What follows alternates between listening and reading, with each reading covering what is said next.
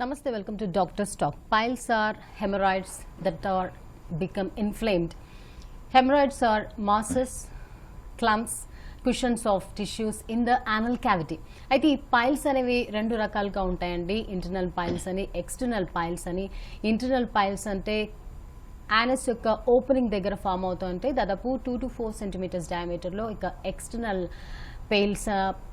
Piles అనేవి out side of the anus, అంటే anus యొక్క అవుట్ సైడ్ పార్ట్లో ఫామ్ అవుతుంటే మోస్ట్ కామన్గా మనం ఇంటర్నల్ పైల్స్ని చూస్తూ ఉంటాం అని డాక్టర్స్ చెప్తుంటారు. అయితే US health institute, national institute of health చేసిన ఎక్స్పెరిమెంట్స్ అండ్ సర్వేస్లో తేలింది ఏంటంటే అమెరికాలో దాదాపు హాఫ్ ఆఫ్ ది అమెరికన్స్ ఈ ఇంటర్నల్ పైల్స్లో సఫర్ అవుతున్నారండి. అయితే బిఫోర్ 50 ఏజ్లోనే ఈ పైల్స్తో సతమతం అవుతున్నారు. అమెరికాలోనే కాదు, రీసెంట్గా చేసిన సర్వేస్లో ఇండియాలో కూడా చాలామంది పైల్స్తో సఫర్ అవుతున్నారు.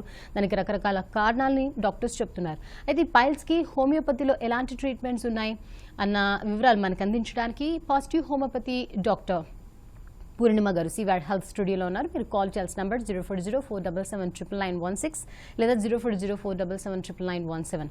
గుడ్ ఆఫ్టర్నూన్ అండి. రైట్, ఈ పైల్స్ అనేది చాలా కామన్ ప్రాబ్లం అని చెప్పాలి, అండ్ మోస్ట్ ఇరిటేటింగ్ ప్రాబ్లం అని కూడా చెప్పాలి. అంటే చాలామంది షై ఫీల్ అవుతుంటారు దీని గురించి డాక్టర్స్తో షేర్ చేసుకోవాలన్నా లేకపోతే ఫ్రెండ్స్తో షేర్ చేసుకోవాలన్నా, ఎస్పెషల్లీ విమెన్. సో ఎందుకు ఇది స్టార్ట్ అవుతుంది? మనం చూసినట్లయితే కనుక ఇప్పుడు పైల్స్ కానివ్వండి, ముఖ్యంగా ఉమెన్లో ఎప్పుడు వస్తుంది అంటే ఎక్కువగా ప్రెగ్నెన్సీ టైంలో లేదంటే ప్రెగ్నెన్సీ తర్వాత డెలివరీ సమయంలో ఈ పైల్స్ అనేవి బయటపడతాయి. ప్రెగ్నెన్సీ టైంలో కాన్స్టిపేషన్ ఉండడం వల్ల ఈ యొక్క కాన్స్టిపేషన్ అనేది ఎక్కువగా మల విసర్జన సమయంలో ఎక్కువగా బలవంతంగా మోషన్కి పాస్ చేయడం వల్ల ఈ పైల్స్ ఏర్పడే అవకాశం అనేది ఉంటుంది. ఇంతదాకా మీరు చెప్పినట్లు మలాశయం లోపల కానివ్వండి, మలాశయం ద్వారం బయట కానివ్వండి, చిన్న చిన్న బుడిపెల్లాగా ఏర్పడితే కనుక వాటిని పైల్స్ అని అంటారు. సో పైల్ ఎగ్జాక్ట్ మీనింగ్ ఏంటంటే గడ్డ అని.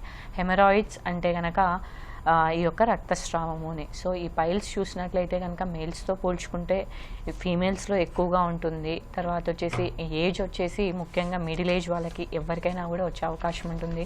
అంతేకాకుండా వంశపారపర్యంగా కూడా వస్తుంది.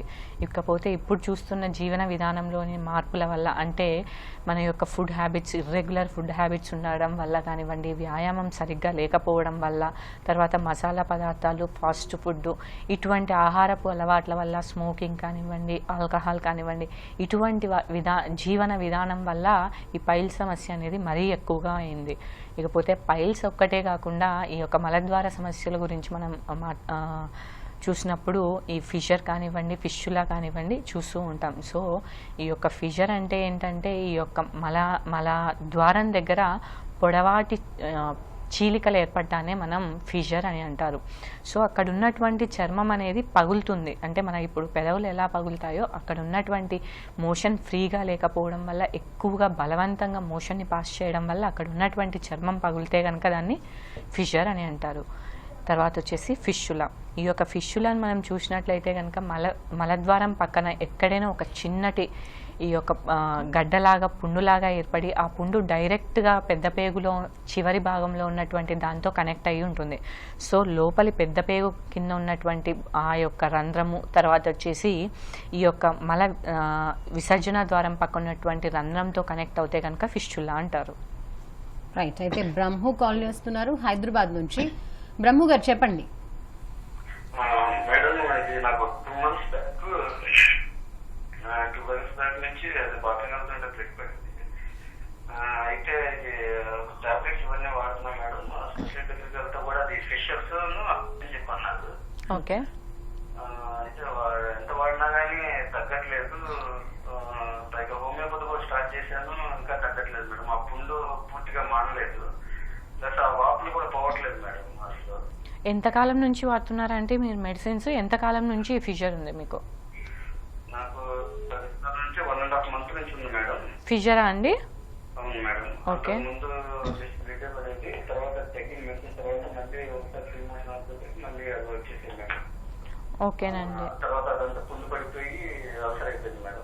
మీ వయసు ఎంత ఉందండి? నాకు 31 years మేడం. 31 years. సో మీ ఓకేనండి. సో ఫిషర్ ఉంది అంటున్నారు. సో 1.5 మంత్ నుంచి ఎక్కువగా ఉంది అని చెప్తున్నారు. సో మీ యొక్క ఆహారపు అలవాట్లలో చేంజ్ చేయండి. కరెక్ట్ సమయానికి ఫుడ్ తీసుకోవడం కానివ్వండి, తర్వాత పీచు పదార్థాలు ఎక్కువగా తీసుకుంటూ, మీరు ఆల్రెడీ హోమియో మెడిసిన్స్ వాడుతున్నాను అంటున్నారు. సో అంటే మీరు వాడిన 1 వీక్ 15 డేస్కే రావాలంటే కొద్ది టైం పడుతుందండి. అంతేకాకుండా ఈ యొక్క అంటే ఒక పెద్ద టబ్లో కొద్ది గోరువెచ్చనీళ్ళు తీసుకొని దాంట్లో బెటాడిన్ కానివ్వండి, డెటాల్ కానివ్వండి వేసి ఆ టబ్లో రోజు గోరువెచ్చనీళ్ళలో కూర్చున్నట్లయితే అక్కడ ఉన్నటువంటి ఇన్ఫెక్షన్ అనేది క్లీన్ అవుతుంది. అంతేకాకుండా సపోర్టివ్గా హోమియోపతి మెడిసిన్ తీసుకున్నట్లయితే అది హీల్ అవ్వడం జరుగుతుందండి. రైట్. ఇప్పుడు ఇంటర్నల్ పైల్స్ అని, ఎక్స్టర్నల్ పైల్స్ అని, ఈ పెరినియల్ హెమటోమా అని కూడా అంటారు కదా ఎక్స్టర్నల్ పైల్స్ని. సో ఇంటర్నల్ పైల్స్ ఎక్కువగా కనిపిస్తుంది. ఇంటర్నల్ పైల్స్ కన్నా ఏది డేంజరస్, ఇంటర్నల్ ఎక్స్టర్నల్ అంటే? ఇకపోతే మనం పైల్స్లో చూసుకున్నట్లు ఇంటర్నల్ పైల్స్, ఎక్స్టర్నల్ పైల్స్ అనేవి ఉంటాయి. సో ఇంటర్నల్ పైల్స్ అంటే కనుక యానస్ యొక్క లోపల మలాశయం లోపల ఏర్పడితే కనుక మనం ఇంటర్నల్ పైల్స్ అని, తర్వాత మలాశయం బయట ఏర్పడితే అది ఎక్స్టర్నల్ పైల్స్ అని అనుకున్నాం. సో అంతేకాకుండా 1st degree, 2nd degree, 3rd degree, 4th degree అని 4 టైప్స్ అంటే 4 డిగ్రీస్ ఉంటాయి. సో 1st డిగ్రీస్ అంటే మనకు బయటికి అనేవి ఈ యొక్క మొలలు అనేవి కనపడవు.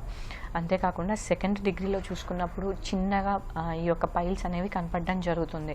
అంతేకాకుండా పెయిన్ కానివ్వండి, తర్వాత వచ్చేసి మోషన్ అనేది కొద్దిగా డిఫికల్ట్ అనేది అవ్వడం జరుగుతుంది. ఇకపోతే 3rd డిగ్రీలో చూసుకున్నప్పుడు రక్తం పట్టడం కానీ, తర్వాత వచ్చేసి ఈ యొక్క పైల్స్ అనేవి పెద్దగా బుడిపెల్లాగా అవుతాయి. ఈ యొక్క 4th డిగ్రీలో చూసుకున్నట్లయితే కనుక టోటల్గా ప్రొలాప్స్ ఆఫ్ రెక్టమ్ అనేది ఉంటుంది. సో డేంజర్ వచ్చేసరికి మీకు హిమోగ్లోబిన్ పాస్ అవ్వనంత వరకు, అంటే ఈ యొక్క రక్తం అనేది కింద కొన్ని చుక్కలు పడుతుంటే కనుక అది పెద్ద డేంజర్ ఏం కాదు. కానీ కొంతమందికి మోషన్ వెళ్ళినప్పుడు ఎక్కువగా రక్తస్రావం జరుగుతుంటే కనుక ముందు ఆ రక్తస్రావాన్ని అరికట్టాల్సి ఉంటుంది. తర్వాత ఈ యొక్క పెయిన్ కానివ్వండి, మంటను కానివ్వండి, మనం దాన్ని చూసి ట్రీట్మెంట్ అనేది స్టార్ట్ చేయొచ్చు. సో ఇక 1st grade, 2nd grade, 3rd grade and 4th grade, usually 3rd and 4th grade need surgery అని చెప్తుంటారు. సో ఈ 3rd and 4th గ్రేడ్ కూడా సర్జరీతో పని లేకుండా హోమియోపతిలో, ఎస్పెషల్లీ పాజిటివ్ హోమియోపతిలో ట్రీట్మెంట్స్ ఉన్నాయా? ఇకపోతే మనం చూసుకున్నట్లయితే కనుక 1st డిగ్రీ, 2nd డిగ్రీ అయితే హోమియోపతిలో పూర్తి స్థాయిలో చికిత్స ఉంటుందండి. ఈ యొక్క 3rd డిగ్రీ అంటే ఏ స్టేజ్లో ఉంది, బ్లీడింగ్ చాలా ఎక్కువ అవుతుందా తక్కువ అవుతుందా అదనే చూసుకోవాల్సి ఉంటుంది. Pain severity, frequency of bleeding, ఇవన్నీ మనకు ముఖ్యము 3rd డిగ్రీలో అయినా 4th డిగ్రీలో అయినా. 4th డిగ్రీ అయితే కనుక మ్యాక్సిమం ఆపరేషన్ అవసరం అవుతుందండి. లేదంటే బ్లడ్ తక్కువగా పడుతుంటే కనుక ఓన్లీ హోమియోపతి మందుల ద్వారా, తర్వాత ఈ యొక్క వాళ్ళ ఫుడ్ హ్యాబిట్స్ని చేంజ్ చేయడం ద్వారా మనం వీటిని తగ్గించవచ్చు. రైట్. శివలక్ష్మి కాల్ చేస్తున్నారండి. She's calling from Gajuwaka. Sivalakshmi చెప్పండి. నమస్తే అండి.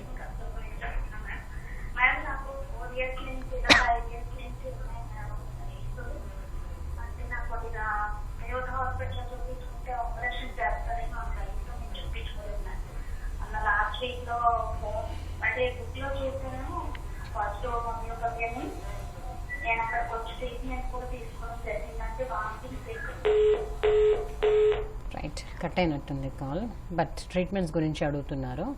ఓకే అమ్మా, మీరు 4 years she is being suffered with that.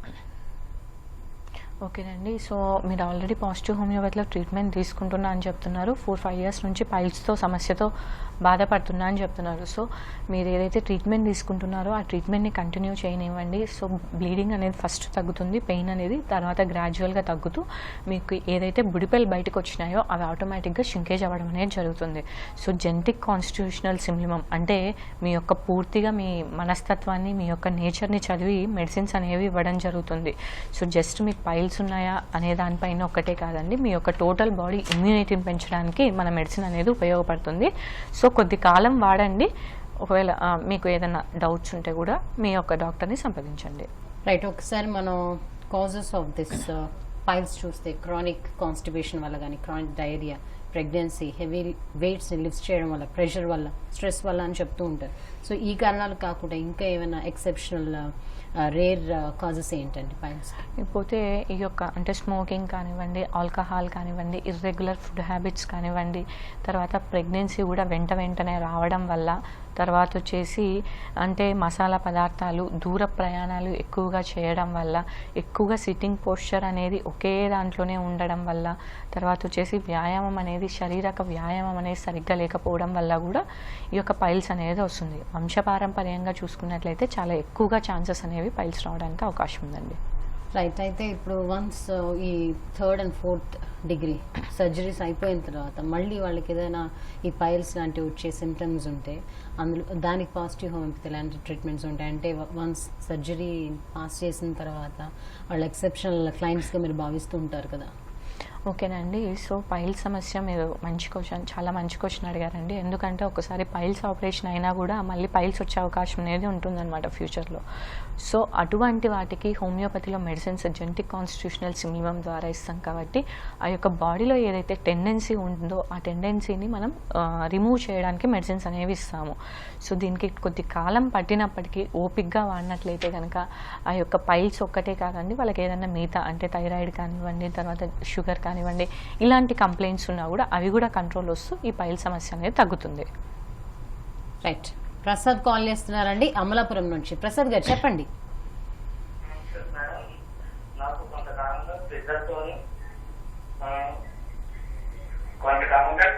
ఫిజర్తో బాధపడుతున్నానండి. Okay అండి. అయితే ఇద్దరు నెక్స్ట్ ప్రెజర్ ఫైట్స్ అండి, రెండు కూడా.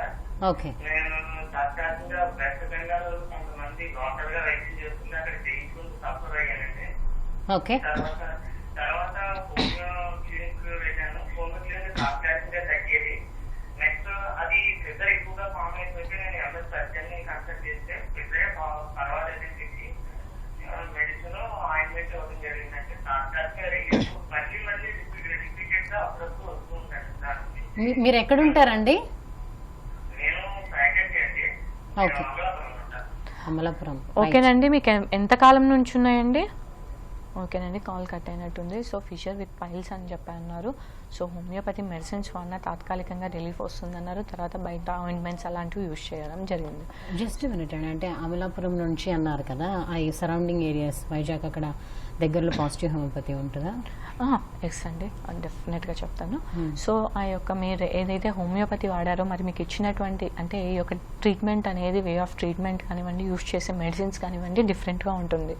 సో కాన్స్టిట్యూషనల్ పద్ధతిలో కానివ్వండి, ఇండివిజువలైజేషన్ ఆఫ్ సిమ్టమ్స్ ద్వారా మేము ఇస్తాం కాబట్టి ఆ యొక్క సమస్య పూర్తిగా తగ్గిపోతుంది. సో మీరు అమలాపురం ఉన్నారు కాబట్టి మీకు దగ్గరలో వైజాగ్ కానివ్వండి, రాజమండ్రి బ్రాంచ్ కానివ్వండి, విజయవాడ ఏది దగ్గర అయితే మా బ్రాంచ్లో అక్కడ ఉన్నాయండి. ఒకసారి మీరు అక్కడికి కన్సల్ట్ అవ్వండి. రైట్ అండి.